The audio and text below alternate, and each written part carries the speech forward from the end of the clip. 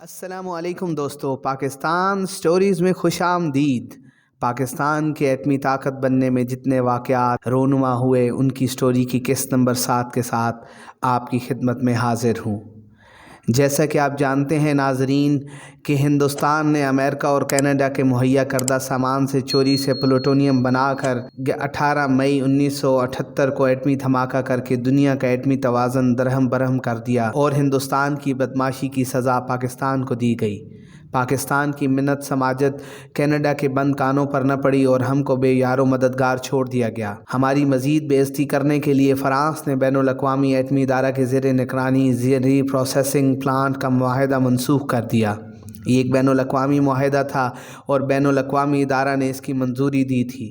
امریکہ نے فرانس پر دباؤ ڈال کر یہ کام کرایا اور فرانسیسی جو اپنی خود مختاری کے بھنگڑے ڈالتے تھے امریکہ کے دباؤ میں آ گئے اور معاہدہ توڑ دیا۔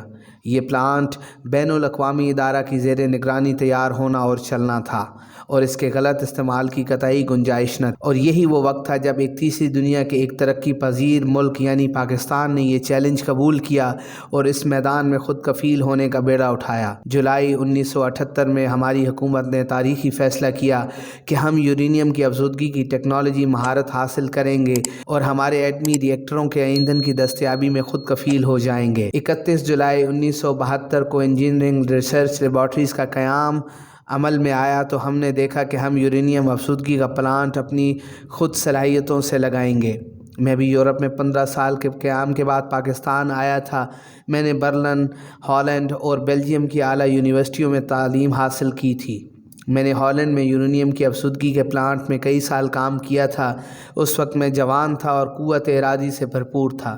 میں نے فزیکل میٹرولوجی میں ڈاکٹر آف انجینئرنگ کی ڈگری حاصل کی تھی جو مشکل سے مشکل پروجیکٹ سے کامیابی سے نمٹنے کے لیے موزوں ترین تھی۔ مجھے متعلقہ ٹیکنالوجی کا نہایت قیمتی تجربہ تھا اور اس طرح میں اپنے کام کے لیے موزوں ترین شخص تھا۔ میں نے یہ چیلنج کھلے ہاتھوں قبول کیا اور کام شروع کیا۔ میں نے پورے ملک سے چند نہایت محنتی، قابل اور محب وطن سائنسدانوں اور انجینئرز کا انتخاب کیا۔ ہم اس پروجیکٹ کو جلد از جلد پایا تکمیل تک پہنچانے میں تن من دھن سے لگ گئے۔ جیسا کہ آپ تصور کر سکتے ہیں کہ یہ کام آسان نہ تھا، لیکن میرے نو منتخب ساتھیوں نے کبھی سینٹری فیوج اور اس کی مدد سے یورینیم کی افزودگی کا نام تک نہ سنا تھا، حالانکہ ان میں سے کئی باہر سے ڈاکٹریٹ کی ڈگریاں رکھتے تھے۔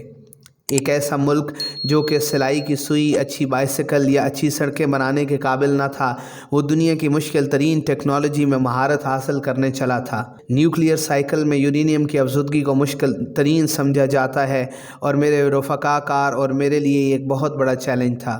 پرابلم بالکل واضح تھی کہ ہم قدرت کے نئے قوانین تلاش نہیں کر رہے تھے، بلکہ ایک بہت ہی پیچیدہ اور مشکل انجینئرنگ پرابلم سے مقابلہ تھا۔ ہمارے لیے یہ ناممکن تھا کہ ہم تمام آلات اور کمپوننٹس ملک میں ہی بنائیں گے۔ اگر ہم نے یہ راستہ اختیار کیا ہوتا تو پروجیکٹ یقیناً بہت جلد موت کی آغوش میں چلا جاتا۔ میں نے یہ طریقہ اختیار کیا کہ جو کچھ ہم غیر ممالک سے حاصل کر سکتے تھے وہ ہم نے بذریعہ PIA منگوایا تاکہ ہم جلد از جلد ایک اچھی بنیاد قائم کر سکیں۔ بعد میں آہستہ آہستہ ہم نے ہر چیز کہوٹہ میں تیار کرنی شروع کر دی اور کچھ ہی عرصہ میں دنیا کے مشکل ترین آلات بنانے شروع کر دیے۔ یورپ میں میرا طویل قیام، اعلیٰ تعلیم، کئی ممالک سے متعلق معلومات اور وہاں کی اعلیٰ ٹیکنیکل فرموں سے واقفیت میرے لیے ایک بیش قیمت خزانہ تھا۔ 2 سال کے اندر ہم نے صحیح کام کرنے والے سینٹریفیوج مشینیں بنائیں اور اپریل 1978 کو کامیابی سے افزودہ یورینیم کے پہلے نمونے حاصل کر لیے۔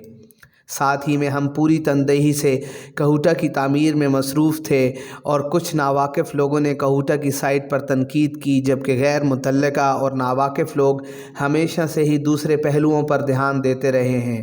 میری نگاہ میں 2 چیزیں بہت اہم تھیں کہ پہلی یہ کہ یہ علاقہ عام آمد و رفت اور سیاحوں کی پہنچ سے علیحدہ ہوتا تاکہ سیکیورٹی کا صحیح بندوبست ہو سکے، اور دوم یہ کہ علاقہ دارالحکومت اور بڑے ایئرپورٹ کے نزدیک ہونا چاہیے کیونکہ سامان جلد آ سکے اور حکومتی فیصلے بغیر تاخیر کے ساتھ ہو سکیں۔ ان 2 چیزوں سے بھی زیادہ اہم میرے لیے اپنے رفقا کار اور ان کے اہل و عیال کے لیے سہولتیں، جن میں مکانات، تعلیم، طبعی سہولتیں اور گھر پر قیام وغیرہ شامل تھا۔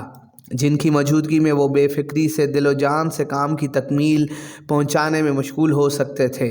ہمیں اپنے اس فیصلے پر کبھی بھی افسوس نہیں ہوا، اور حقیقت یہ کہ اس جگہ کے چناؤ اور میرے دارالحکومت میں موجودگی کی وجہ سے ہم نے بہت تیزی سے اس پروگرام کو آگے چلایا۔ 3-4 سال تک مغربی ممالک کو ہمارے کام کے بارے میں ذرا بھی بھنک نہ پڑی، اور اس سے فائدہ یہ ہوا کہ ان کی متحدہ اور مسلسل کوششیں ہمارے پروگرام کو سبوتاش نہ کر سکیں۔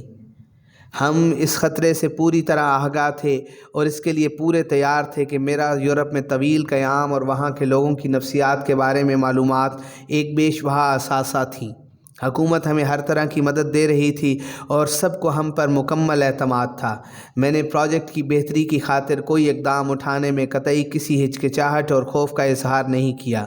پاکستان پر بہت زیادہ دباؤ ڈالا گیا، امریکہ نے معاشی امداد بند کر دی اور مغربی ممالک نے چھوٹی چیزوں کی برآمد پر بھی پابندی لگا دی گئی، لیکن ہم نے بہادری سے ان پابندیوں کا مقابلہ کیا اور ارادہ مصمم کر لیا کہ جلد از جلد اپنا مقصد حاصل کر لیں گے۔ جو ہی مغربی ممالک کو یہ علم ہوا کہ ہم سینٹریفیوج کا طریقہ استعمال کر کے یورینیم کی افزودگی حاصل کرنا چاہتے ہیں، تو ان کے پریس اور لیڈروں نے ہمارے خلاف اسرائیل کے دباؤ میں ایک جھوٹا مقدمہ قائم کیا۔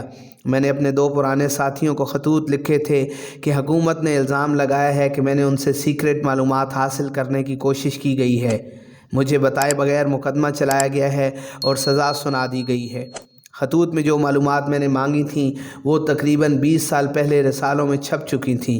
ہمارے پاس وہ رسائل نہ تھے۔ میں نے دنیا کے 7 مشہور ترین پروفیسروں، جن میں ہالینڈ، بیلجیم، جرمنی، انگلینڈ اور فرانس سے سرٹیفکیٹ حاصل کر کے عدالتوں میں پیش کر دیے کہ وہ معلومات قطعی حساس نہیں تھیں اور لٹریچر میں موجود تھیں۔ ایمسٹرڈیم کی ہائی کورٹ نے میرا موقف قبول کر کے اس سزا کو منسوخ کر کے میرا کیس ختم کر دیا۔ میری جانب سے مشہور قانون دان جناب SM ظفر نے ایک ڈچ وکیل کے ساتھ ایک بہترین پیروی کی۔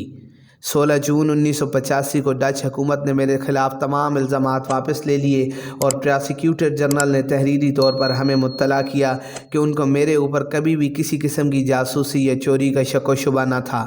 یہ مقدمہ دائر کرنا حکومت کے اہلکاروں کی غلطی تھی۔ جیسا کہ آپ کو پہلے بتایا جا چکا ہے کہ یورینیم کی افزودگی نیوکلیر سائیکل میں سب سے مشکل ترین مرحلہ ہے۔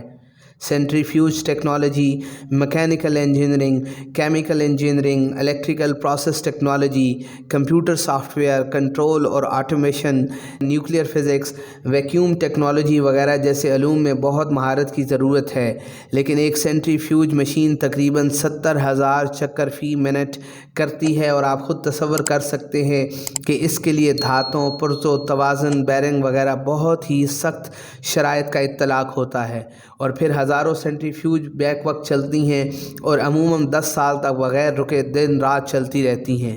مغربی ممالک یقیناً ان رازوں سے واقف تھے اور انہیں پورا یقین تھا کہ پاکستان جیسا پسماندہ ملک کبھی بھی اس کام میں مہارت حاصل نہ کر سکے گا، لیکن اللہ کے فضل و کرم سے ہم نے ان کو غلط ثابت کر دیا۔ ہم نے صرف اس ٹیکنالوجی میں مہارت حاصل کر لی، بلکہ ایک نہایت اعلیٰ پلانٹ لگا کر یہ ثابت کر دیا کہ ہم ایک غیور اور لائق قوم ہیں۔